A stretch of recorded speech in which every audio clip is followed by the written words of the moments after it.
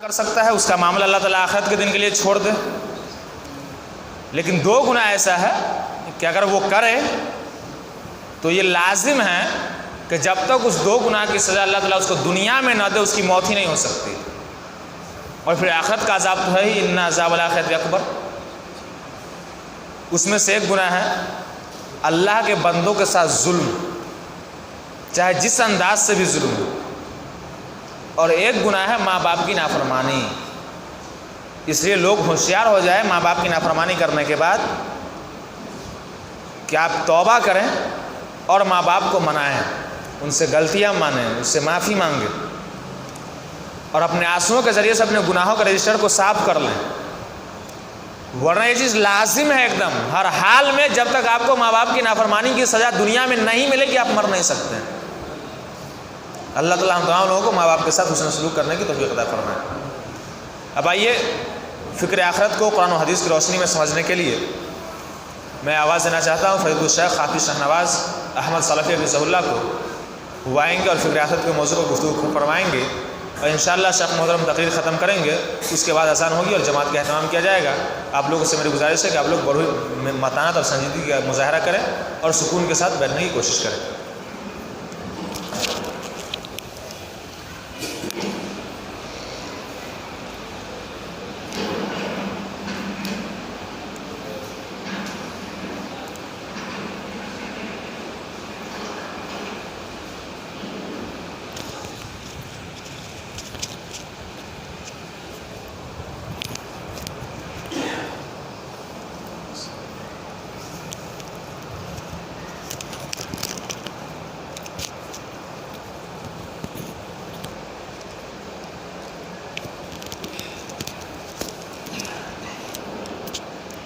السلام علیکم ورحمۃ اللہ وبرکاتہ۔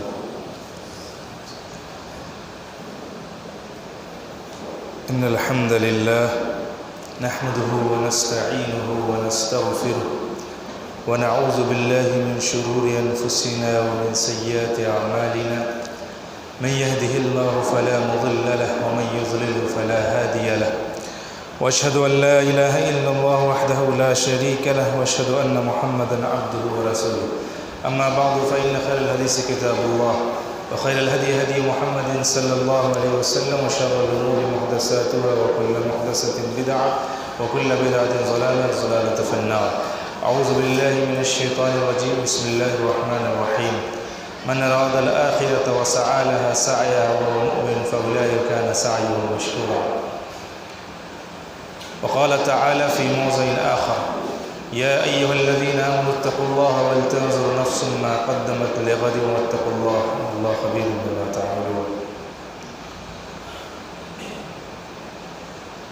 محترم حاضرین، بزرگوں اور دوستوں، عزیز بچوں، اللہ تبارک و تعالیٰ کا احسان ہے کہ اللہ تبارک و تعالیٰ نے ہم لوگوں کو یہ توفیق بخشی کہ ہم لوگ بیٹھ کر دین کی باتیں سن رہے ہیں۔ اللہ رب العزت ہمیں کہنے سننے سے زیادہ عمل کی توفیق عنایت فرمائے، آمین۔ برادران اسلام،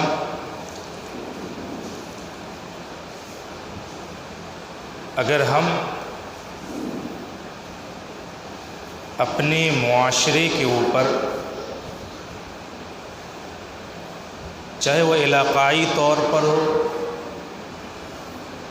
صوبائی طور پر ہو، مرکزی طور پر ہو، یا پھر بین الاقوامی طور پر ہو، اگر طائرانہ، تدبرانہ، تفکرانہ نظر ڈالتے ہیں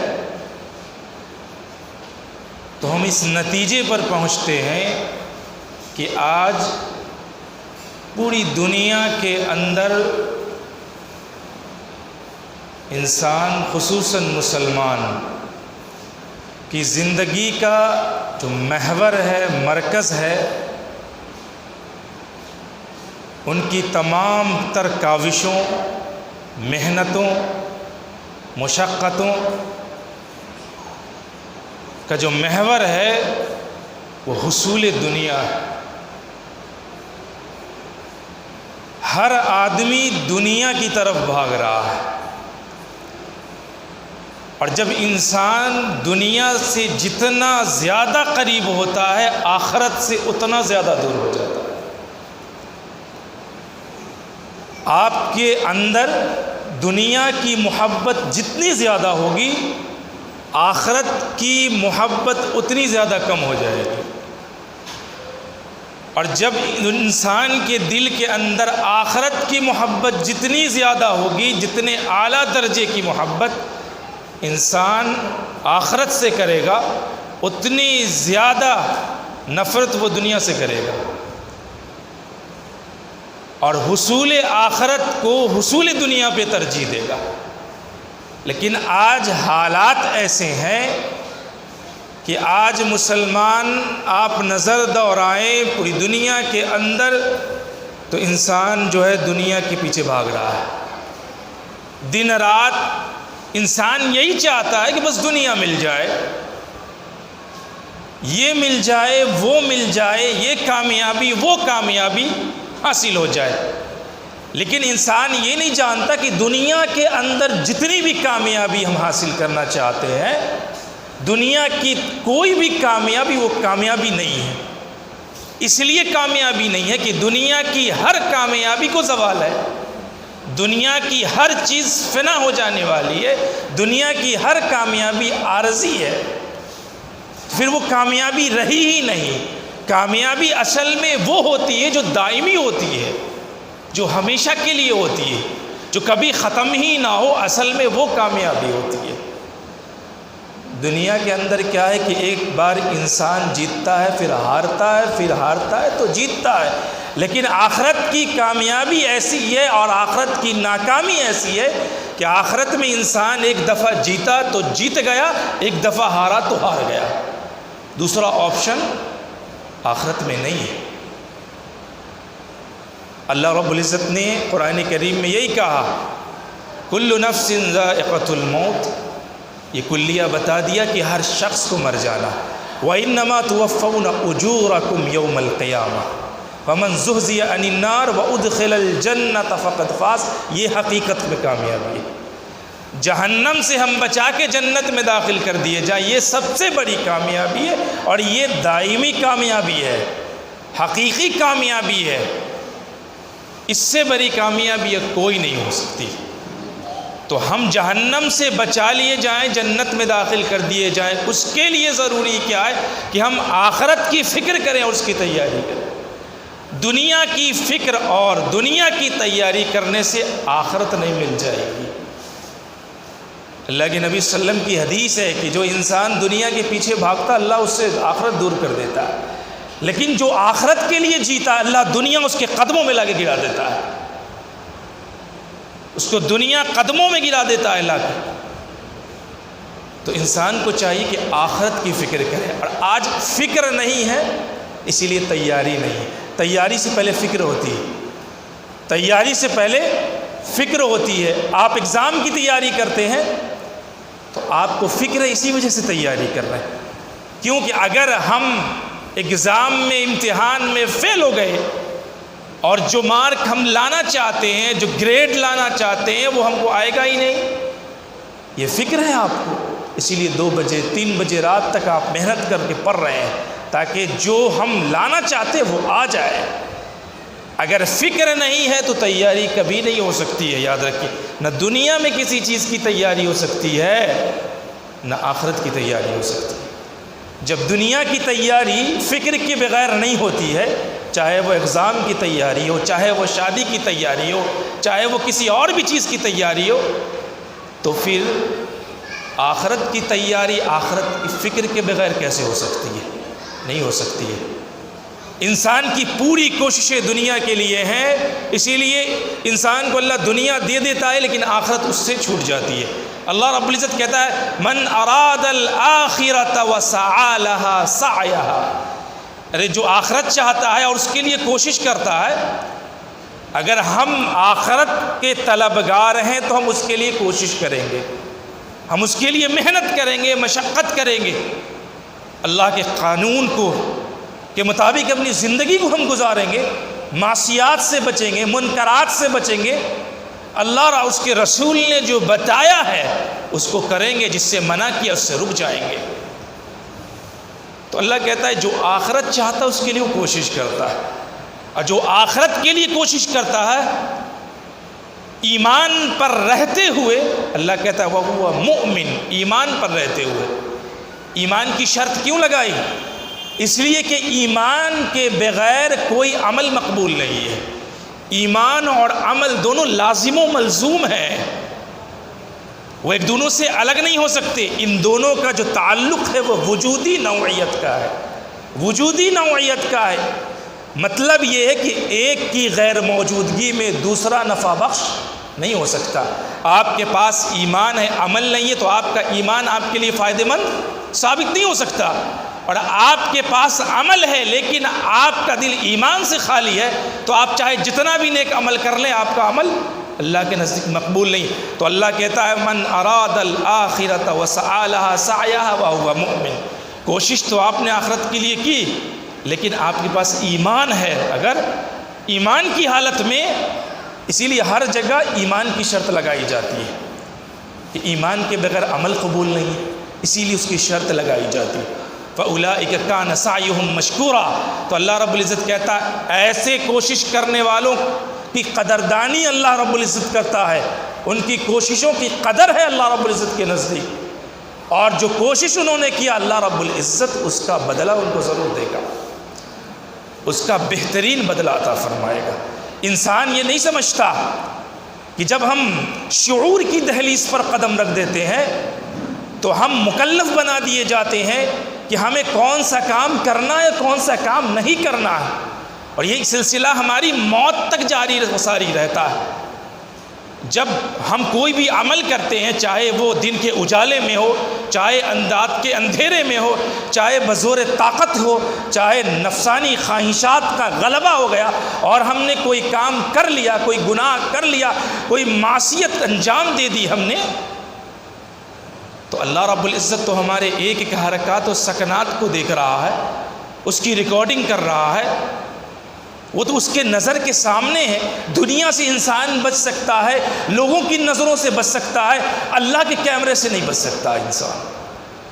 تو انسان کو یہ سوچنا چاہیے کہ پھر معاملہ اتنا کرٹیکل ہے، سنگین ہے، تو ہمیں اپنے قدم کو پھونک پھونک کر رکھنا ہے، ہمیں اپنے قدم پھونک پھونک کر رکھنا ہے تاکہ اللہ رب العزت کی ہماری پکڑ نہ ہو جائے۔ حقیقت کیا ہے؟ آخرت سے دوری، آخرت کی تیاری میں انسان بہت کوتاہ ہو گیا، دنیا کے پیچھے بھاگنے لگا۔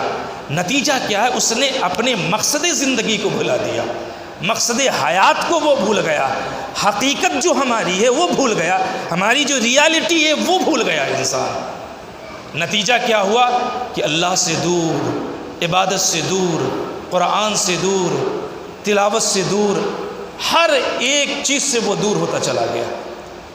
اور جتنا انسان اللہ سے دور ہوگا اتنا شیطان کے قریب جائے گا، اور جب شیطان کے قریب جائے گا تو وہ آخرت تو شیطان اس کے دل سے نکال ہی دے گا، اسے دنیا میں ملوث کر کے انسان رکھ دے گا، گناہ کو مزین کر کے اس کے سامنے پیش کرے گا۔ اللہ نے یہی کہا فَمَنْ زُيِّنَ لَهُ سُوءُ عَمَلِهِ فَرَآهُ حَسَنًا، جس کی برائیاں مزین کر دی جائیں تو پھر اس کے جلدی پلٹنے کی امید نہیں ہوتی ہے، اسے وہ اچھا سمجھنے لگ جائے تو پھر وہ اسے جلدی پلٹنے کی امید نہیں ہوتی ہے کہ وہ فوراً پلٹ جائے گا۔ آج دنیا پہ نظر دوڑائیے تو آپ کو یہ معلوم ہوگا مسلمانوں کہ آج دنیا کے اندر، پوری دنیا کا اگر آپ جائزہ لیجئے تو معلوم ہوتا ہے کہ 3 چیزوں کے پیچھے انسان بھاگ رہا ہے۔ 3 چیزیں ہیں جس کے پیچھے انسان بھاگ رہا ہے، اس میں سے 2 چیزیں ایسی ہیں جس کے پیچھے بہت زیادہ بھاگ رہا ہے، اور ایک چیز ہے جس کے پیچھے بہت کم بھاگ رہا ہے۔ پہلی چیز ہے بیوٹی، خوبصورتی کے پیچھے انسان بھاگ رہا ہے، ہر چیز اسے خوبصورت چاہیے۔ دوسری چیز کیا ہے؟ کوالٹی، انسان کو ہر چیز کوالٹی والی چاہیے، بہتر چاہیے۔ اچھی چاہیے، تو اللہ رب العزت بھی تو قرآن میں یہی کہتا ہے کہ ہم کو بھی کوانٹٹی سے مطلب نہیں ہے، کوالٹی سے مطلب ہے، کوالٹی سے مطلب ہے۔ الذی خلق الموت والحیات لیبلوکم ایکم احسن عملا، اللہ نے یہی کہا کہ زندگی اور موت کو ہم نے پیدا کیا ہے تمہیں آزمانے کے لیے، تم میں سب سے اچھا عمل کون کرتا ہے، کتنا زیادہ عمل کون کرتا ہے اللہ نہیں پوچھتا، اللہ کہہ رہا ہے کون کتنا اچھا عمل کرتا ہے، اور اچھا عمل اس کے اندر کوالٹی جب تک نہیں ہوگی وہ اچھا عمل ہو نہیں سکتا ہے۔ یاد رکھیے کوالٹی والا عمل ہی اللہ کو پسند ہے۔ جب انسان ہر چیز میں کوالٹی دیکھتا ہے تو اللہ بھی عمل میں کوالٹی دیکھتا ہے، اور جب عمل میں کوالٹی اس وقت آتا ہے جب انسان کے عمل میں اخلاص ہو، للہیت ہو، ریاکاری نہ ہو، اور اللہ کے لیے کیا گیا اور نبی کی طریقے کے مطابق کیا گیا ہو۔ تو انسان کوالٹی دیکھ رہا، کوالٹی کے پیچھے، بیوٹی کے پیچھے، خوبصورتی کے پیچھے بھاگ رہا انسان۔ ایک چیز ہے جس کو بھول گیا ہے، وہ ہے ریالٹی، حقیقت ہماری، اس کو انسان آج بھول گیا۔ یہی سب سے بڑا فلسفہ ہے زندگی کا، جس کو انسان بھول گیا ہے، اور اگر یہی یاد رہے تو انسان آخرت کی تیاری میں لگ جائے گا۔ ہماری ریالٹی کیا ہے، ہماری حقیقت کیا ہے، کہ ہم اس دنیا میں آئے اللہ کی مرضی سے، اور اس دنیا سے جانا بھی ہے اللہ رب العزت کی مرضی سے۔ جب معلوم یہ چلا کہ جب ہم اس دنیا میں اللہ کی مرضی سے آئے، جانا بھی ہم کو اللہ کی مرضی سے ہے، تو اس دنیا میں جینا بھی ہم کو اللہ کی مرضی سے ہے۔ جب ہم اپنی مرضی سے اس دنیا میں نہیں آئے ہیں، ہم جائیں گے بھی اپنی مرضی سے نہیں، تو پھر اس دنیا میں ہم جئیں گے بھی اپنی مرضی سے نہیں۔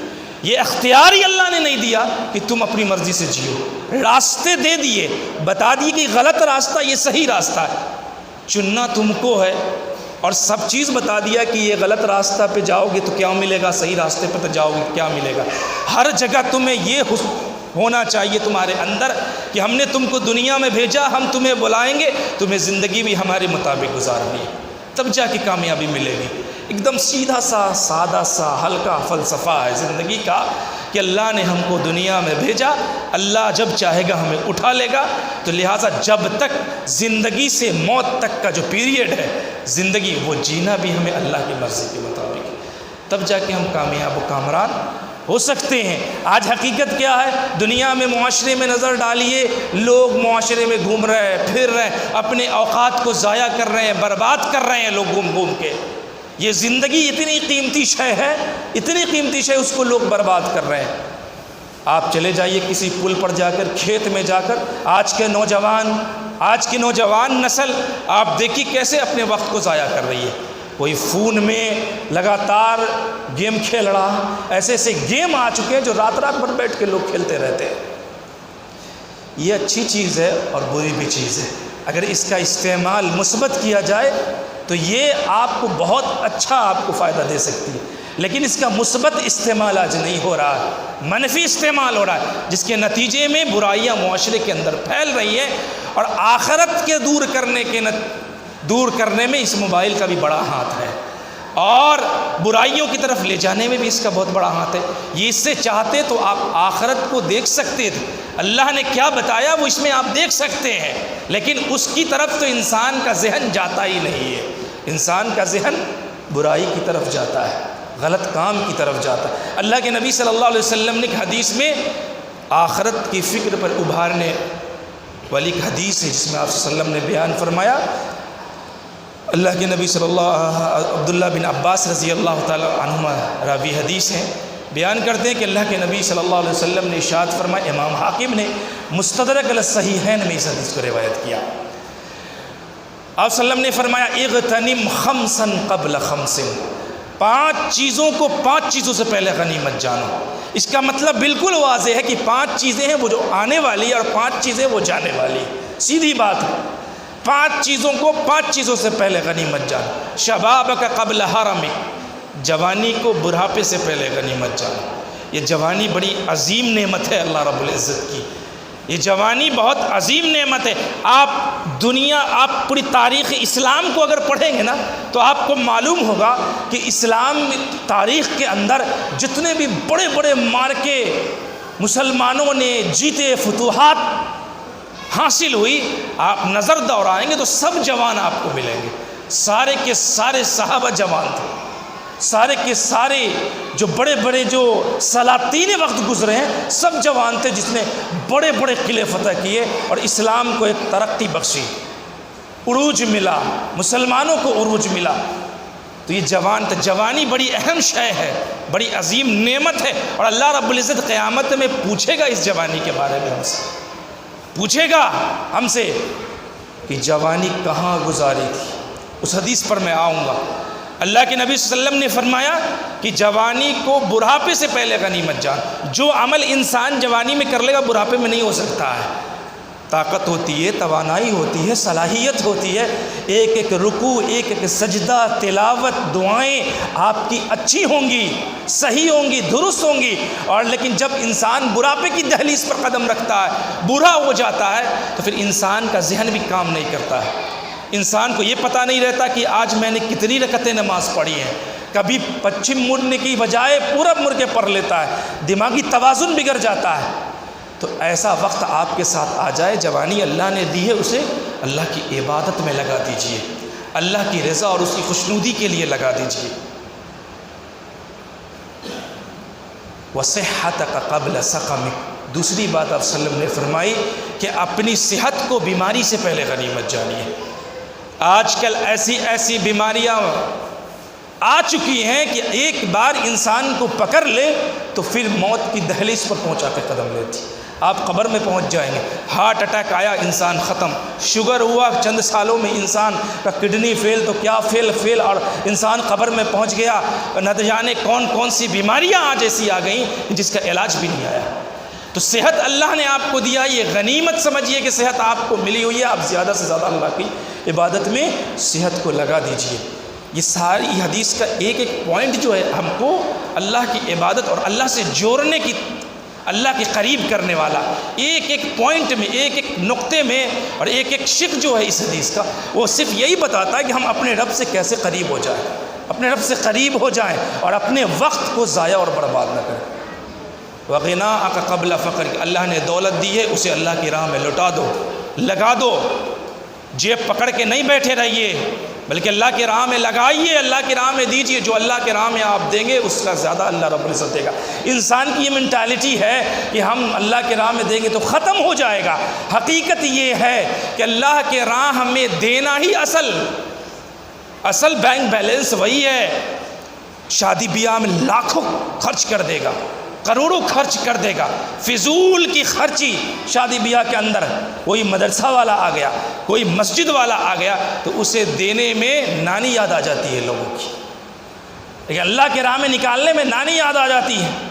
لیکن اگر شادی بیاہ ہوگی تو یاد رکھیں یہ بھی فکر آخرت سے بیرا روی کا نتیجہ ہے کہ انسان شادی بیاہ جو آپ کا 1000 5000 میں شادی ہو سکتی ہے اسے 5 لاکھ کروڑ تک پہنچا دیتا ہے۔ اتنی آسان شادی کو کوئی مدرسہ والا چندہ لینے آ گیا تو اس کی اتنی چھان بین کرے گا، 10 روپیہ 20 روپیہ دینے میں مت پوچھیے۔ امام کی تنخواہ دینے میں نانی مر جاتی ہے لوگوں کی، آج حالت خراب ہو جاتا ہے۔ لیکن انسان یہ نہیں سوچتا کہ ہم نے اتنے پیسے اڑا دیے، اگر ہم تھوڑا امام صاحب کو دے ہی دیتے تو کیا فرق پڑ جاتا۔ ارے لاکھوں روپیہ اڑا دیا شادی کے اندر۔ امام صاحب نے نکاح پڑھایا 200 لا کے دیتا ہے، 500 نکال کے دے گا، زیادہ سے زیادہ دیا تو تم کو تو 5000 دینا چاہیے تھا امام، جس نے تمہاری زندگی کی شروعات کی ہے، جس کے بغیر تم شادی بیاہ نہیں کر سکتے ہو، تمہارا سب کچھ کرنے والا اسی کو دیتا ہے کم۔ میں ایک جگہ نکاح پڑھانے گیا، کروڑوں خرچ کیا ہوگا سیوان کے اندر، بہت خرچ کیا، نکاح پڑھایا تو نکال کے دیتا ہے 200 روپیہ۔ میں اپنا واقعہ حقیقت بتا رہا ہوں، 200 روپیہ مولانا کو 200 دے دیجیے۔ میں نے نکاح نامہ پر سائن ہی نہیں کیا تھا، سائن ہی نہیں کیا۔ کہا اتنا لاکھ خرچہ کر دیا آپ نے اور امام کو 200 نکال کے فقیر سمجھائے گا؟ 2000 نکالیے تب میرا سائن ہوگا، ورنہ نہیں ہو سکتا ہے. پھر آپ کا نکاح ویلڈ نہیں مانا جائے گا، انویلڈ ہو جائے گا. شرعی طور پر تو جائز ہو گیا، لیکن جب آپ جائیے گا میرج سرٹیفکیٹ بنانے تو یہی مانگے گا جو قاضی آپ کو دے گا، ورنہ انویلڈ مانا جائے گا. آپ پہلے پیسہ رکھیے، اس کے بعد میں سائن کر دیتا ہوں. اس نے نکال کے دیا 2000، اس کے بعد میں نے سائن کر دیا. ایسے لوگوں کو ایسے ہی طریقے سے ڈیل کیا جاتا. اسی لیے جہاں بھی کہیں نکاح پڑھانے جائیے، نکاح پڑھا دیجئے، سائن کسی سے نہیں کروائیے. پہلے اپنی رقم لیجئے، اس کے بعد سائن کروائیے. ایسے معاشرے میں ایسے ہی کرنا چاہیے. جو لوگ ناگ بن کر پیسوں پر بیٹھتے ہیں اور اللہ کے راہ میں دینے سے ہچکچاتے ہیں.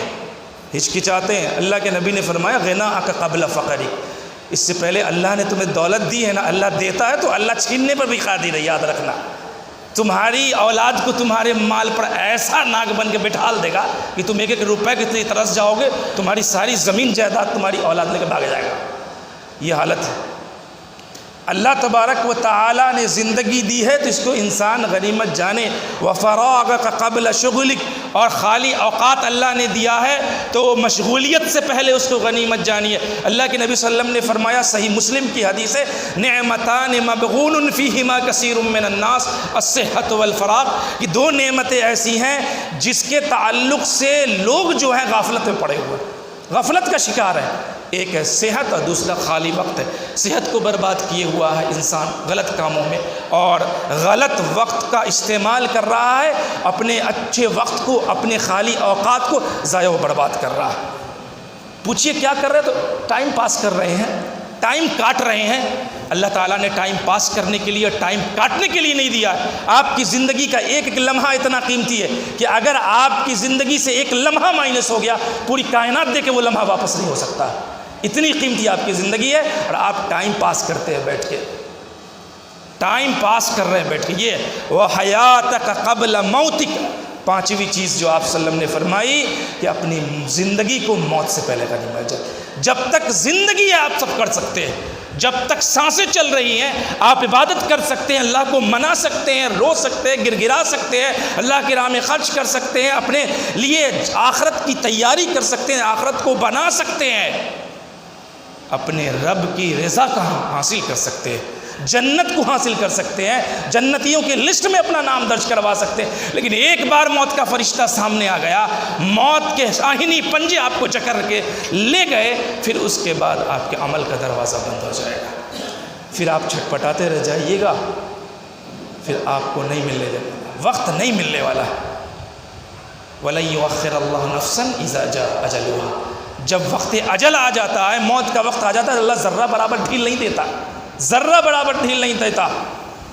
اللہ کے نبی صلی اللہ علیہ وسلم نے فرمایا آخرت کی تیاری مسلمانوں کیجیے. آخرت کی تیاری، آخرت کی تیاری کیے بغیر کامیابی نہیں مل سکتی ہے. اللہ رب العزت فرماتا یا ایھا الذین آمنوا اتقوا اللہ ولتنظر نفس ما قدمت لغد واتقوا اللہ. اے ایمان والو اللہ سے ڈرو، تم میں کا ہر شخص یہ دیکھے کہ اس نے آگے کیا بھیجا ہے، آگے کے لیے کیا تیاری کی ہے. غد سے مراد غد سے مراد قیامت ہے. غد، امام قرطبی نے لکھا ہے کہ غد جو ہے یہ قیامت ہے. یعنی کہ غد کہہ کے اللہ رب العزت نے یہ بتا دیا ہے کہ جس قیامت کو تم انتظار کر رہے ہو نا، وہ بس کل ہی آنے والی ہے.